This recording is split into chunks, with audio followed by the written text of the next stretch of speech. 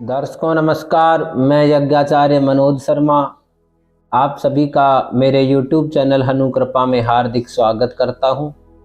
आज हम पुनः उपस्थित हुए हैं एक नई रोचक जानकारी लिए हुए। आज हम जानेंगे पंचदेव कौन कौन हैं, पंचदेव पूजन किस प्रकार से की जाती है, पंचदेव पूजा में सर्वप्रथम किसकी पूजा की जाती है, इनकी पूजा का क्या क्रम है, क्रम के अनुसार पूजा किस तरह से करें, पहले गणेश जी की पूजा करें या सूर्य की, या विष्णु जी की पूजा करें या शंकर जी की या दुर्गा जी की। इन पंचदेवों में हम सर्वप्रथम किसकी पूजा करें, फिर दूसरे नंबर पे किसकी, तीसरे नंबर पर किसकी, चौथे नंबर पर कौन आएगा और पांचवें पर कौन, इसका शास्त्रीय प्रमाण क्या है। इस विषय में मुझसे भक्तों ने प्रश्न किए कि गुरुजी हम पंचदेव पूजन करते हैं लेकिन किस तरह से करें, क्रम क्या है इनका। दूसरा, सूर्य पूजा सर्वप्रथम की जाए या पूजन के बाद में, सूर्य को अर्घ्य पहले दें या पूजन के बाद में, इसके बारे में भी आप शास्त्रोक्त जानकारी प्रदान कीजिए। तो मैं आपको बता दूं कि मैं अपनी तरफ से कुछ नहीं कहता, जो अपने शास्त्रों में कुछ कहा गया है या इनमें जो प्रमाणित है, प्रमाण है, ऋषि वाक्य ही प्रमाण होते हैं। हमारे ऋषि मुनियों ने अनेक ग्रंथों की रचना की और उन्होंने इसे प्रमाणित किया। तो ऋषि वाक्य ही प्रमाण होता है, क्योंकि ऋषि कभी असत्य नहीं बोलते थे। तो धर्म सिंधु, निर्णय सिंधु, विभिन्न पुराण, इन सब में इनके वाक्य मिलते हैं। तो सूर्य में अर्घ देने की क्या विधि है, सूर्य भगवान को अर्घ किस समय देना चाहिए, कितनी बार अर्घ देना चाहिए।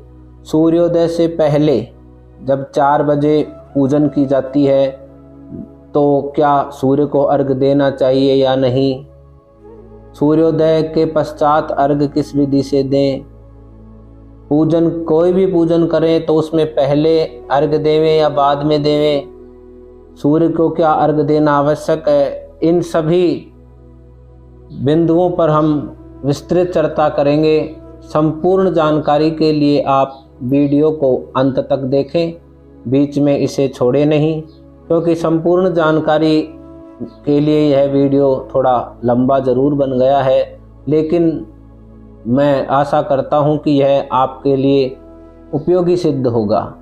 तो आइए हम सर्वप्रथम सूर्य भगवान को अर्घ देने की विधि के बारे में जानने के लिए अपने इष्ट देव कुलदेव की प्रार्थना करते हैं और उनका ध्यान करते हैं। आप भी मेरे साथ भगवान सूर्य नारायण का ध्यान करें। ओम धिया सदा सवितृमण्डलमध्यवर्ती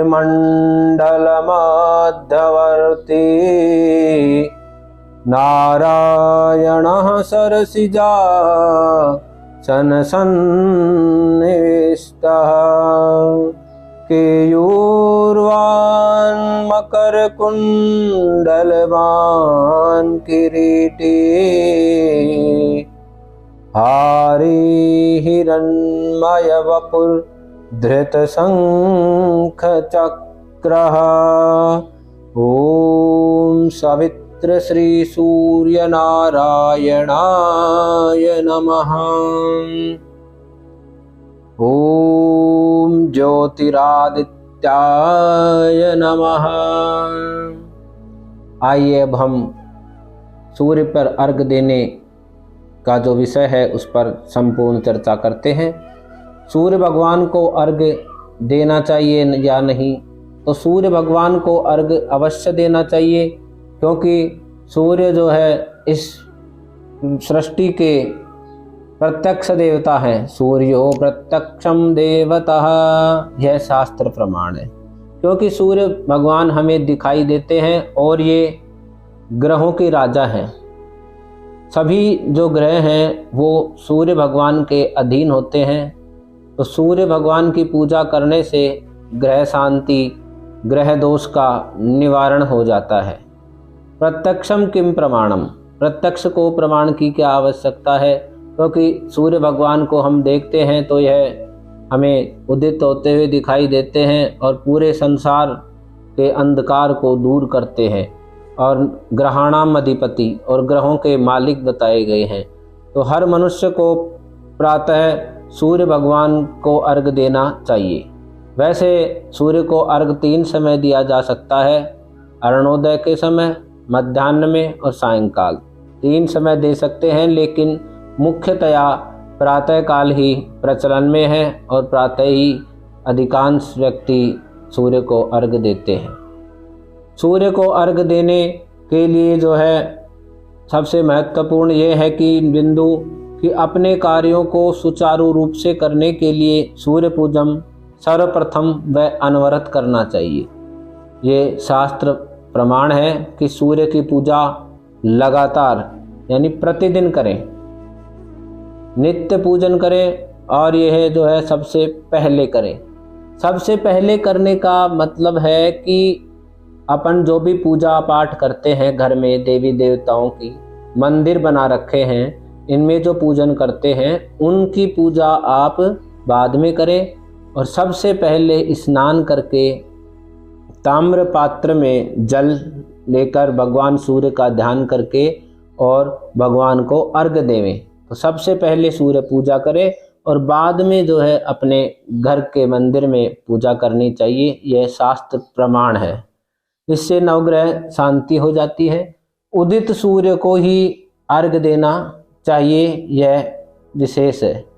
जिन बच्चों की या व्यक्तियों की बुद्धि, विवेक, विद्या, शरीर की आरोग्यता अगर ये कमज़ोर हो गई हो, उन्हें सूर्य भगवान को अर्घ देना, सूर्य भगवान की पूजा करना और आदित्य हृदय स्तोत्र का पाठ करना, यह श्रेष्ठ बताया गया है। आदित्य हृदय स्तोत्र का पाठ करना चाहिए। उससे मनुष्य के सभी ग्रहों का दोष निवारण हो जाता है और आत्मविश्वास में वृद्धि होती है और सभी प्रकार की मनोकामनाएं पूरी हो जाती हैं। यह शास्त्र प्रमाण है। अब प्रश्न आता है कि सूर्य को अर्घ्य पूजन के प्रारंभ में देना चाहिए या बाद में।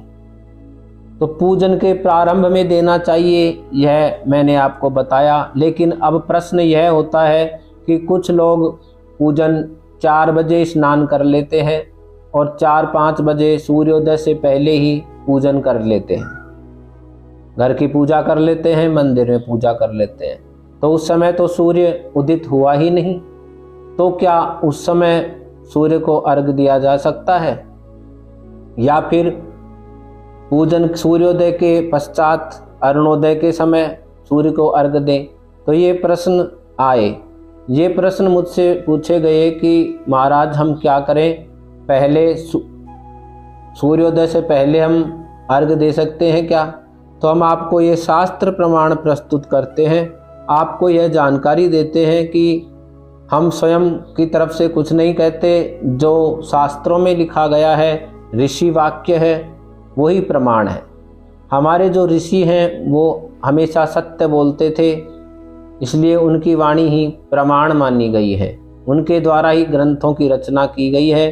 सभी 18 पुराण, श्रीमद् भागवत, निर्णय सिंधु, गणपति अर्च्य आदि जो अर्चन पद्धतियां हैं, सभी प्रामाणिक होती हैं, ऋषि वाक्य होते हैं। मैं उन अपनी तरफ से कुछ नहीं कहता, जो इनमें लिखा है वही आपके समक्ष प्रस्तुत कर रहा हूँ।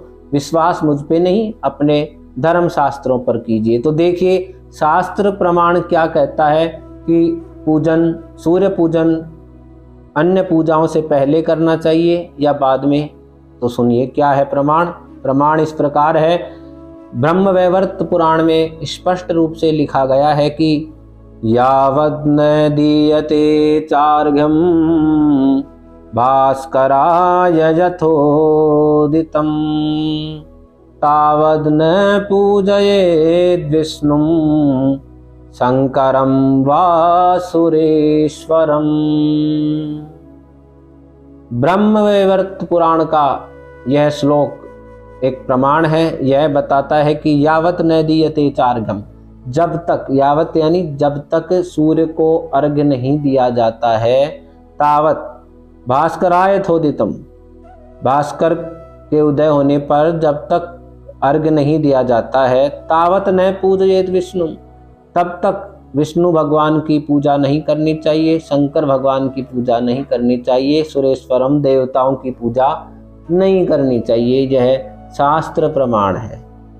तो इससे यह स्पष्ट होता है कि अगर सूर्योदय नहीं हुआ है, आप 4 बजे पूजन कर रहे हैं घर की, जल्दी स्नान कर लिया आपने, तो आप सबसे पहले सूर्य भगवान को अर्घ्य देवें, उसके बाद में आप अन्य देवताओं का पूजन करें।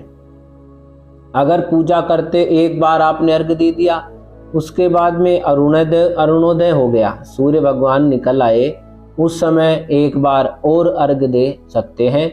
इससे क्या है कि मन को शांति मिलती है। सूर्य को अर्घ्य सूर्योदय से पहले भी दे सकते हैं और सूर्योदय के बाद भी देना चाहिए। तो इस आपको यह भी स्पष्ट रहेगा कि हमने सूर्योदय पर भी सूर्य भगवान को अर्घ्य दिया है। तो इससे स्पष्ट हो गया कि रात्रि में ब्रह्म मुहूर्त में सूर्योदय से पहले आप अन्य पूजा से पहले सूर्य पूजा करें और सूर्य को अर्घ्य अवश्य दें, उसके बाद ही आप विष्णु शिव आदि की पूजा करें। यह शास्त्र वाक्य है। शास्त्र प्रमाण से ऊपर ना तो हम हैं ना अन्य कोई व्यक्ति है, क्योंकि मनमर्जी से शास्त्रीय परंपरा नहीं चला करती है। इसमें शास्त्र प्रमाण ही चलते हैं। कोई अपनी मर्जी से कुछ भी कहे वो इसमें शास्त्रों में मान्य नहीं होता है। मात्र शास्त्र प्रमाण ही सिद्ध करता है कि यह बात उचित है या अनुचित है। कहीं सुनी बात दूसरे कुछ कह रहे हैं, उससे कोई भी महत्वपूर्ण नहीं है। हमें विशेष ध्यान रखना चाहिए। मन मर्जी से कही हुई बात मान्य नहीं होती है। अब निर्णय सिंधु का दूसरा जो है वाक्य है, शास्त्र ये कहता है कि रविर्विनायकश्चंडी ईशो विष्णुस्तथैव च अनुक्रमेण पूजयन्ते व्युतक्रमे तु महाभयम्। शास्त्र अब प्रश्न आता है कि पंचदेव कौन कौन है, 5 देवता कौन कौन है और उनकी पूजा किस प्रकार से की जाती है, और यह नित्य पूजा है। स्मार्त ग्रंथों में बताया है हम सब गृहस्थी पंचदेव की पूजा अवश्य करते हैं। ये कौन कौन है? रविर विनायक चंडी, सूर्य, विनायक, दुर्गा, ईश भगवान शंकर और विष्णु, ये पंचदेव कहे गए हैं। प्रत्येक स्मार्त व्यक्ति जो गृहस्थी हैं वो इन पंचदेवों की पूजा करते हैं। जिनको अब आप प्रश्न करोगे कि स्मार्त कौन है, वैष्णव कौन है, तो इसके बारे में हम आपको स्पष्ट कर दें कि जिनको यह नहीं पता कि हम किस संप्रदाय से हैं, वो सभी स्मार्त हैं। और जिनको पता है भाई, जिनका तो अगर कोई दीक्षा ले ली उन्होंने, जैसे वैष्णव संप्रदाय से किसी ने दीक्षा ली है, तो उनको तो पता रहता है, क्योंकि उनके शंख चक्र जो है तप्त अग्नि से, लोहे के शंख चक्र इनके निशान तपा करके लोहे को फिर बाजुओं पर बनाए जाते हैं और वो स्पष्ट चिन्ह दिखाई देते हैं कि ये व्यक्ति वैष्णव है। देखते ही पता चल जाएगा कि ये वैष्णव संप्रदाय से है। तो वो उनका सिस्टम अलग होता है, वो केवल विष्णु के ही उपासक होते हैं, उनके अलग ही सिद्धांत होते हैं, अलग ही उनके नियम होते हैं, वो अपने नियमानुसार अलग परंपरा से चलते हैं। अपने भी ग्रंथों में, पंचांगों में, कैलेंडर में स्पष्ट लिखा हुआ होता है तिथियों के बारे में। जैसे एकादशी का व्रत है, उसके सामने लिखा होता है स्मार्त। दूसरे दिन भी एकादशी का व्रत लिखा हुआ होता है, उसके आगे लिखा होता है वैष्णव। तो वो वैष्णव संप्रदाय वालों के लिए है। और हम जो गृहस्थी लोग हैं, सभी गृहस्थी जो पंचदेवों की पूजा करते हैं, दुर्गा को भी मानते हैं, शिव को भी मानते हैं, विष्णु को भी मानते हैं, गणेश को भी मानते हैं, सूर्य को भी मानते हैं, सभी देवताओं की पूजा करते हैं, स्मृति के अनुसार चलते हैं, वे सभी स्मार्त हैं। तो उनके लिए स्मार्त शब्द लिखा हुआ होता है, वही व्रत त्योहार आदि करने चाहिए। तो अब आइए बिंदु पर आते हैं कि पंचदेव पूजन किस प्रकार से करें। पंचदेव की पूजा करने का क्रम क्या है। ऐसा नहीं है कि मन मर्जी से पूजा कर दी, कि पहले गणेश जी की कर दी, फिर शिव की कर दी, फिर विष्णु की कर दी, ऐसा नहीं है। इनका भी क्रम होता है। अगर व्युत्क्रम से करते हैं तो दोष के भागी बनते हैं। तो अपने शास्त्र सिद्धांत के अनुसार चलना चाहिए। ये भी मैं अपनी तरफ से नहीं कह रहा हूँ, ये सुनिए शास्त्र प्रमाण क्या कहता है। शास्त्र प्रमाण कहता है रविर्विनायकश्चण्डी ईशो विष्णुस्तथैव च अनुक्रमेण पूजयन्ते व्युत्क्रमे तु महाभयम्। शास्त्र कहता है कि सबसे पहले रवि अर्थात सूर्य की पूजा करें। यह भी एक प्रमाण है, यह भी सिद्ध कर रहा है कि सर्वप्रथम सूर्य पूजा करें, उसके बाद विनायक फिर गणेश जी की पूजा करें। हमारी सभी कर्मकांड की पद्धतियों में ग्रंथों में बताया है कि सर्वप्रथम स्नान करते ही सूर्य भगवान को अर्घ्य देना चाहिए। सूर्य भगवान को नमस्कार करते हैं तभी हमारी जो है मनोकामनाएं पूरी होती हैं। अन्य देवता तभी प्रसन्न होते हैं। रविर विनायक चंडी, सर्वप्रथम सूर्य, उसके बाद गणपति भगवान, फिर चंडी दुर्गा मैया की पूजा करें। ईशो विष्णु तथैव च, ईशो ईश भगवान जो अपने भगवान शंकर हैं उनकी पूजा करें, और अंत में भगवान विष्णु जो नारायण हैं उनकी पूजा करके हम अभिष्ट फल प्राप्त करें। अनुक्रमेण पूजयन्ते, इनको जो है क्रमेण क्रम से एक के बाद एक इस अनुक्रम से पूजना चाहिए। तो सर्वप्रथम सूर्य, फिर विनायक अर्थात गणेश जी, फिर चंडी, फिर भगवान शिव और भगवान विष्णु की अंत में पूजा करें। अगर ऐसा नहीं किया जाता है, इसका व्युत्क्रम कर दिया जाता है, क्रमों का अलग अलग कर दिया जाए, क्रमानुसार अगर पूजन नहीं करते हैं तो महाभयम भय की प्राप्ति होती है। इसलिए हमें जो हमारे धर्मशास्त्रों में सिद्धांत बनाए गए हैं उनके अनुसार ही चलना चाहिए और हमें सीखने का प्रयास करना चाहिए। भाई अपन सनातन धर्म से जुड़े हुए हैं, धार्मिक व्यक्ति हैं, तो हमें हमारे धर्म से जुड़ी हुई सामान्य जानकारियों के बारे में पता होना आवश्यक है और पता होना भी चाहिए। सीखने की कोई उम्र नहीं होती है, मनुष्य चाहे जब सीख सकता है।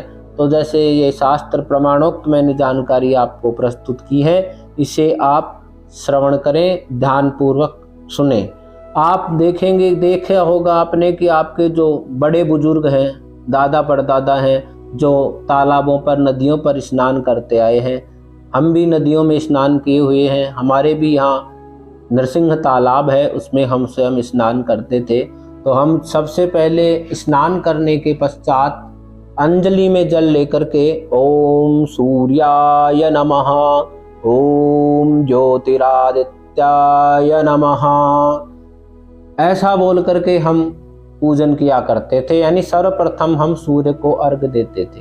हमारे बड़े बुजुर्ग थे, वो शास्त्र प्रमाणों के आधार पर चलते थे, चाहे वो शिक्षित हों या अशिक्षित हों, उससे कोई मतलब नहीं है। वो अपने धर्म के बारे में जरूर सब कुछ जानते थे।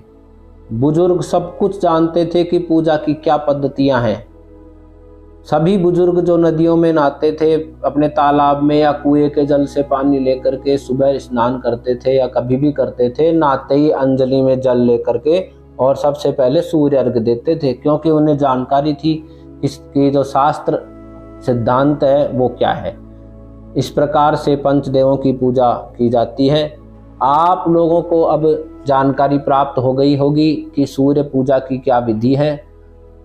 जिन लोगों के जीवन में उन्नति का मार्ग प्रशस्त नहीं हो रहा है, आत्मबल की कमी हो रही है, बुद्धि कुशाग्र नहीं हो रही है, काम धंधे में रुकावट आ रही है, सभी प्रकार की जो समस्याएं हैं उनके निराकरण के लिए जो ग्रहों के राजा हैं, सूर्यो ग्रहाणाम अधिपति ही, सूर्य ग्रहों के अधिपति हैं, उनकी पूजा करनी चाहिए, उनको अर्घ्य देना चाहिए। अगर आदित्य हृदय स्तोत्र का पाठ किया जाए, जो वाल्मीकि रामायण में युद्ध कांड में दिया हुआ है, उस से भगवान श्री राम ने सूर्य नारायण की पूजा की थी और उस आदित्य हृदय स्तोत्र के प्रभाव से ही उन्होंने विजय प्राप्त की थी। अगर प्रतिदिन नित्य आदित्य हृदय स्तोत्र का पाठ किया जाए तो मनुष्य की सभी मनोकामनाओं की पूर्ति अवश्य होती है। यह शास्त्र सिद्धांत है, यह शास्त्र कहता है, ये मैं नहीं कहता। तो इस आइए अपन जो है शास्त्र अनुसार आदित्य हृदय स्तोत्र का पाठ श्रवण करते हैं। आप आदित्य हृदय स्तोत्र की पुस्तक ला सकते हैं, उसे ला करके आप पाठ करें। अब शुरू में आपको अशुद्धि होने की आशंका रहती है, तो उसकी मैं आपको अब विधि बता रहा हूँ कि किस विधि से अपन आदित्य हृदय स्तोत्र का पाठ करें। आदित्य हृदय स्तोत्र के जो मंत्र हैं, उन मंत्रों का मैं शुद्धता के साथ, जैसी मेरी बुद्धि है, जितना मुझे ज्ञान है, उस हिसाब से मैं इसका पाठ करूँगा। आप भी पुस्तक ले आएँ और ला कर के, और मेरे वीडियो में जो मैं पाठ कर रहा हूँ उसके साथ साथ आप भी उस पुस्तक में को खोल करके बैठें। आदित्य हृदय स्तोत्र नामक पुस्तक आती है, उसमें आप पतली सी पुस्तक आएगी, वो ले आएँ, गीता प्रेस गोरखपुर की, और उसमें आप देखें और पाठ करेंगे तो शुद्धता के साथ होगा। आइए अब हम आदित्य हृदय स्तोत्र का पाठ विधि पूर्वक करने का प्रयास करते हैं। मुझे आशा है कि आप आदित्य हृदय स्तोत्र का पाठ पूरा श्रवण करेंगे और अपने जीवन को उन्नत बनाने के लिए आप इसे अवश्य पूरा सुनेंगे। पाठ को श्रवण मात्र करने से भी सभी प्रकार की मनोकामनाएं पूरी होती हैं। तो इसकी विधि ये है कि अब हम ग्रंथ को निकाल लिया है, अब इसमें आदित्य हृदय स्तोत्र पाठ दिया है। सबसे पहले हमें किसी भी मंत्र का जाप करने से पूर्व यह सावधानी रखनी चाहिए कि विनियोग अवश्य करना चाहिए। एक लोटे में जल लेकर के और उस जल को जमीन पर डालें। कब डालेंगे? पहले अपन ये बोलेंगे, ओम अस्य आदित्य हृदय स्तोत्रस्य अगस्त्य ऋषिरनुष्टुप् छन्दः आदित्य हृदय भूतो भगवान ब्रह्मा देवता निरस्तशेष विघ्नतया ब्रह्म विद्या सिद्धौ सर्वत्र जय सिद्धौ च विनियोगः। विनियोगः शब्द बोलते ही जल को नीचे छोड़ेंगे, क्योंकि विनियोगम बिना मंत्रे प्रकीर्णे सृजति। बिना विनियोग के मंत्र जो है वो कारगर नहीं होता है, इसलिए विनियोग अवश्य छोड़ना चाहिए। विनियोग करने के बाद में हम न्यास करेंगे, क्योंकि देवो भूत्वा देवम यजेत, ये शास्त्र वाक्य है, वेद वाक्य है, देवो भूत्वा देवम यजेत, अर्थात देवता बन करके देवताओं की पूजा करनी चाहिए पूर्ण शुद्धि के साथ। न्यास करने से मनुष्य के शरीर में देवत्व विद्यमान हो जाता है, इसलिए पहले स्वयं का न्यास करना चाहिए, अपना शुद्धिकरण करना चाहिए। आइए इस प्रकार से हम अपने शरीर का न्यास करते हैं, अपने अंदर जो है देवत्व को प्राप्त करते हैं। ओम अगस्त्य ऋषये नमः शिरसे, यह बोलते ही सिर पर हाथ लगाएं। अनुष्टुप् छन्दसे नमः मुखे, मुख के लगाएं। आदित्य हृदय भूत ब्रह्म देवतायै नमः हृदय, हृदय के हाथ लगाएं। ओम बीजाय नमः गुह्ये, गुह्य क्षेत्र पृष्ठ क्षेत्र के हाथ लगाएं। रश्मिमते शक्तये नमः पादयोः, चरणों के हाथ लगाएं। ओम तत्सवितुरित्यादि गायत्री कीलकाय नमः नाभौ, नाभि के स्पर्श करें। अब जो है करन्यास करेंगे। करन्यास करने के लिए अब हम मंत्र बोलते हैं। ये हाथों को ऐसे कर लीजिए। ओम रश्मिमते अंगुष्ठाभ्याम नमः, अंगुष्ठ का स्पर्श कीजिए। ओम समुद्धते तर्जनीभ्याम नमः, तर्जनी अंगुली का स्पर्श कीजिए। ओम देवासुर नमस्कृताय मध्यमाभ्याम नमः, मध्यमा को स्पर्श कीजिए। ओम विवस्वते अनामिकाभ्याम नमः, अनामिका को स्पर्श कीजिए। ओम भास्कराय कनिष्ठिकाभ्यां नमः। कनिष्ठिका को स्पर्श कीजिए। ओम भुवनेश्वराय करतल करपृष्ठाभ्यां नमः। अब करतल ऐसे घुमा करके, और करतल हथेलियां हैं, कर यानी हाथ, तल यानी तलवे, तो करतल के स्पर्श करें ऐसे। इसके पश्चात अब हृदय का न्यास करेंगे। ओम रश्मिमते हृदयाय नमः। अंगुलियों को ऐसे अपने स्पर्श करें हाथ की। ओम समुद्यते शिरसी स्वाहा। सिर का स्पर्श करें। ओम देवासुर नमस्कृताय शिखायै वसट। शिखा का स्पर्श करें। ओम विवस्वती कवचाय हुम। दोनों भुजाओं का स्पर्श करें। ओम भास्कराय नेत्रत्रयाय वौषट। नेत्रों का स्पर्श करें इस तरह। ओम भुवनेश्वराय अस्त्राय फट। दाहिने हाथ को पीछे से घुमा कर ला करके 3 अंगुलियों से ऐसे थप्पी मारे। इस प्रकार हृदय का नाश हुआ। अब हमें सूर्य भगवान का ध्यान करके उन्हें नमस्कार करना चाहिए, और यह गायत्री मंत्र बोल करके करना चाहिए। इस प्रकार है। ओम भूर्भुवः स्वः तत्सवितुर्वरेण्यं भर्गो देवस्य धीमहि धियो यो नः प्रचोदयात्। इस प्रकार से मंत्र बोले। अब आदित्य हृदय स्तोत्र का पाठ करते हैं। आइए ऐसे हम अब पाठ के माध्यम से आपको प्रस्तुत कर रहे हैं। सभी श्लोक शुद्धता पूर्वक बोलेंगे। आप भी अपने ग्रंथ को खोल लें, आदित्य हृदय स्तोत्र पुस्तक को खोल करके, और आप जो है मेरे साथ साथ इसका उच्चारण करें। नित्य उच्चारण करने से, पाठ करने से आपका यह शुद्ध हो जाएगा, और आप निरंतर इसका पाठ शुद्धता के साथ कर सकेंगे। तो आइए अब हम आदित्य हृदय स्तोत्र का पाठ करते हैं।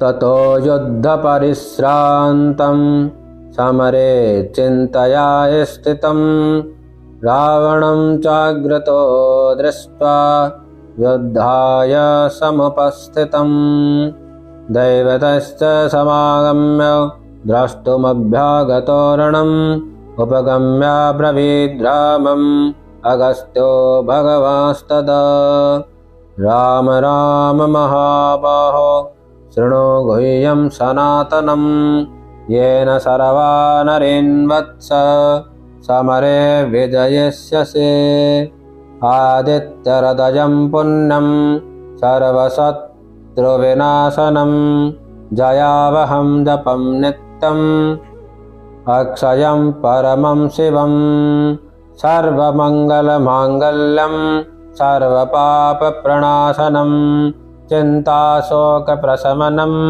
आयुर्वर्धनमुत्तमं रश्मिमन्तं समुद्यन्तं देवासुरनमस्कृतं पूजयस्व विभस्वन्तं भास्करं भुवनेश्वरं सर्वदेवात्मको येष तेजस्वी रश्मिभावनः एष देवासुरगणान् लोकान् पाति गवस्तिभिः एष ब्रह्मा च विष्णुश्च शिवः स्कन्दः प्रजापतिः महेन्द्रो दनदः कालो यमः सोमो जपाम्पतिः पितरो वसवः साध्या अश्विनौ मरुतो मनुः वायुर्वह्निः प्रजाप्राण ऋतुकर्ता प्रभाकरः आदित्यः सविता सूर्यः खगः पूषा गभस्तिमान् सुवर्णसदृशो भानुर्हिरण्यरेता दिवाकरः हरिदस्वः सहस्रार्चिः सप्तसप्तिर्मरीचिमान् तिमिरोन्मथनः शम्भोस्त्वष्टा मार्तण्डकोसुमान् हिरण्यगर्भः शिशिरास् तपनोऽहस्करो रविः अग्निर्गर्भोदितिः पुत्रः शङ्खः शिशिर्नाशनः व्योमनाथस्तमो भेदे ऋग्यजः समपारगः घनवृष्टिरपां मित्रो विन्ध्यभीते प्लवङ्गमः आतपी मण्डले मृत्युः पिङ्गलः सर्वतापनः कविर्विश्वो महातेजा रक्तः सर्वभवोद्भवः नक्षत्रग्रहताराणाम् अधिपो विश्वभावनः तेजसामपि तेजस्वी द्वादशात्मन्नमोऽस्तु ते नमः पूर्वाय गिरये पश्चिमायाद्रये नमः ज्योतिर्गणानां पतये दिनाधिपतये नमः जयाय जयभद्राय हरयश्वाय नमो नमः नमो नमः सहस्रांशो आदित्याय नमो नमः नमः उग्राय वीराय सारंगाय नमो नमः नमः पद्मप्रबोधाय प्रचण्डाय नमोऽस्तु ते ब्रह्मेशानाच्युतेशाय सूरायादित्यवर्चसे भास्वते सर्वभक्षाय रौद्राय वपुषे नमः तमोघ्नाय हिमग्नाय शत्रुघ्नायामितात्मने कृतघ्नघ्नाय देवाय ज्योतिषां पतये नमः तप्तचामीकराभाय हरये विश्वकर्मणे नमस्तमोभिनिघ्नाय रुचये लोकसाक्षिणे नाशयत्यैष वैभूतं तमेव सृजति प्रभुः पायतेष तपत्येष वर्षतेष गवस्तिभिः एष सुप्तेषु जागर्ति भूतेषु परिनिष्ठितः एष चैवाग्निहोत्रं च फलं चैवाग्निहोत्रिणां देवाश्च क्रतवश्चैव क्रतूनां फलमेव च यानि कृत्यानि लोकेषु सर्वेषु परमप्रभुः हीनमापत्सु कृच्छेषु कान्तारेषु भयेषु च कीर्तयन् पुरुषः कश्चित् नावसीदति राघवः पूजयस्वैनमेकाग्रो देवदेवं जगत्पतिम् एतत्त्रिगुणितं जप्त्वा युद्धेषु विजयस्यसि अस्मिन् क्षणे महाबाहो रावणं तं जहिष्यसि एवमुक्त्वा यतोऽगस्त्य जगाम स यथागतम् एतत् श्रुत्वा महातेजा नष्टशोको भवत्सदा धारयामास सुप्रीतो राघवः प्रयतात्मवान् आदित्यं प्रेक्ष्य जपद्वेदं परं हर्षम् अवाप्नवान् अत्रिराचम्य शुचिर्भूत्वा धनुरादाय वीर्यवान् रावणं प्रेक्ष्य हृष्टात्मा जयार्थं समुपागमात् सर्वयत्नेन महता भृतस्तस्य वधे भवत् अथ रविरवदनिरीक्ष रामं मुदितमनः परमं प्रहरिष्यमाणः निशिचरपतिसंशयं विदित्वा सुरगणमध्यगतो वचस्सरेति। यह श्री वाल्मीकि रामायण के युद्ध कांड में अगस्त ऋषि के द्वारा बताया हुआ आदित्य हृदय स्तोत्र है। इसका पाठ करने पर मनुष्य की सभी मनोकामनाएं पूरी हो जाती हैं। नवग्रहों की जो बाधा है, ग्रह दोष है, आत्मविश्वास में कमी है, वो सब दूर हो जाती है। मनुष्य के दुर्गुण दूर हो जाते हैं और मनुष्य का कॉन्फिडेंस लेवल अर्थात स्वाभिमान बढ़ जाता है और मनुष्य अपने जीवन में उन्नति करने लग जाता है। इस प्रकार आप जान गए होंगे कि हमारे बुजुर्ग सूर्य पूजा कैसे करते थे। सूर्य भगवान को अर्घ्य सर्वप्रथम वो दिया करते थे।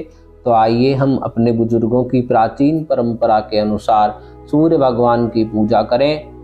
अब हम मिलेंगे अगले वीडियो में। अगर आपने अभी तक मेरे इस चैनल को सब्सक्राइब नहीं किया है और यह आपको पसंद आ गया हो तो आप इसे सब्सक्राइब कर मुझे सब्सक्राइब रूपी आशीर्वाद प्रदान करें। जनमानस को लाभान्वित करने के लिए इसे अन्य लोगों के पास भी प्रेषित करें। सभी को सनातन धर्म से जोड़ें। हम सभी शास्त्रोक्त जानकारियाँ प्रमाणों के साथ आपके समक्ष प्रेषित करते हैं। उम्मीद करते हैं आपको यह वीडियो अच्छा लगा होगा। मिलेंगे एक अगले वीडियो में नई शास्त्र प्रमाण युक्त जानकारी के साथ। तब तक के लिए मैं यज्ञाचार्य मनोज शर्मा, हनुमान वाटिका, दक्षिण मुखी तत्काल बालाजी मंदिर, हसामपुर, राजस्थान से आपके समक्ष फिर उपस्थित होंगे। तब तक जय श्री राम।